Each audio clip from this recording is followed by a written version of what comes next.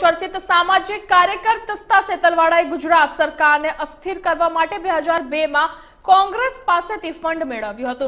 શુક્રવારે ગુજરાત સરકાર દ્વારા રચવામાં આવેલી સ્પેશિયલ ઇન્વેસ્ટિગેશન ટીમ એટલે કે એસઆઈટી દ્વારા આ ખુલાસો કરવામાં આવ્યો છે। સ્પેશિયલ ઇન્વેસ્ટિગેશન ટીમે જણાવ્યું હતું કે સેતલવાળા 2022ની ગોધરા ટ્રેનને સળગાવવાની ઘટના પછી તરત જ ગુજરાતમાં ચૂંટાયેલી સરકારને અસ્થિર કરવા માટે એક મોટું કાવતરું ઘડ્યું હતું।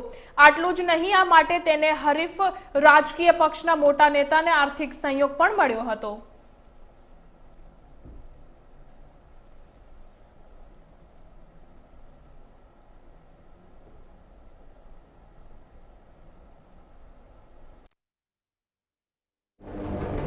संजय जी, बहुत धन्यवाद। यहाँ मौजूद सभी पत्रकार वृंदों को बहुत बहुत अभिनंदन और बहुत धन्यवाद।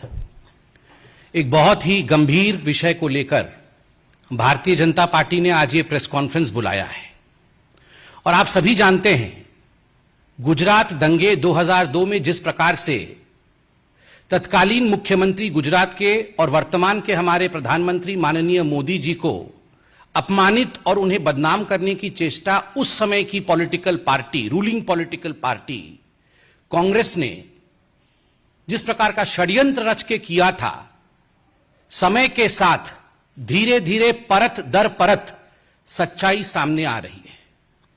आप सबको अवगत है कि चंद हफ्तों पहले सुप्रीम कोर्ट में जब यह केस कंक्लूड किया था तो सुप्रीम कोर्ट ने कुछ सख्त टिप्पणी की थी।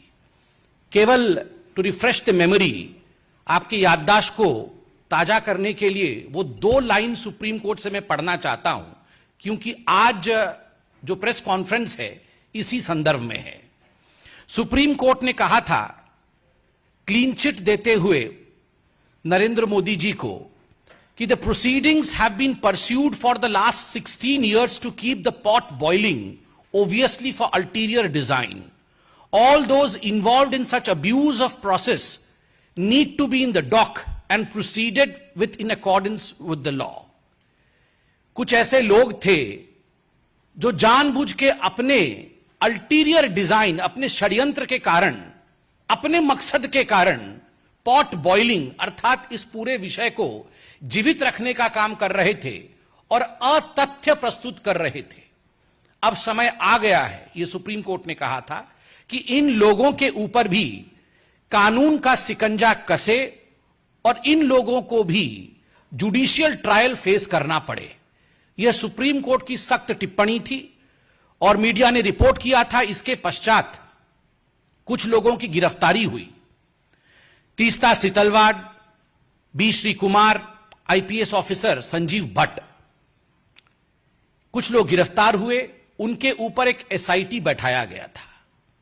आज सुबह से मीडिया रिपोर्ट के माध्यम से देश देख रही है कि ये जो एसआईटी है, एसआईटी ने अपने एफिडेविट को कोर्ट में सबमिट किया है। एफिडेविट ने अपने जांच को कंक्लूड करके ये जो रिपोर्ट रखा है, बहुत सारे सत्य को ये सामने लाती है। It reveals shocking truth, shocking facts have come to the fore after the SIT report in front of the court.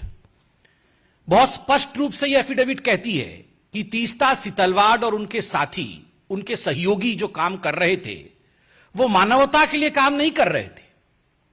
वो एक पॉलिटिकल डिजाइन के साथ, एक पॉलिटिकल ऑब्जेक्टिव के साथ, एक राजनैतिक मंसूबे के साथ काम कर रहे थे। और उनका मंसूबा क्या था? उनका दो टूक मंसूबा था। They had 2 objectives.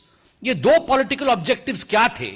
प्रथम पॉलिटिकल ऑब्जेक्टिव था dismissal and destabilization of the publicly elected Gujarat government।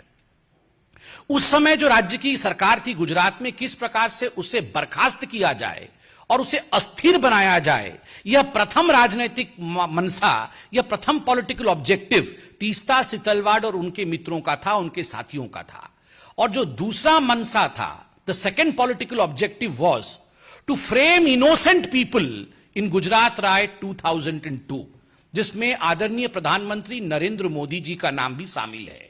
किस प्रकार से नरेंद्र मोदी जी के नाम को शामिल किया जाए, किस प्रकार से उन्हें अपमानित किया जाए, उनको किस प्रकार से पदच्युत किया जाए, किस प्रकार से उन्हें परेशान किया जाए, ताकि भविष्य का एक लीडर जो भारतीय जनता पार्टी को आगे लेने की क्षमता जिसमें है उसे रोका जा सके। इस मंशा के साथ तीस्ता और उनके साथी काम कर रहे थे। ये जो पॉलिटिकल ऑब्जेक्टिव था, इसका खुलासा एफिडेविट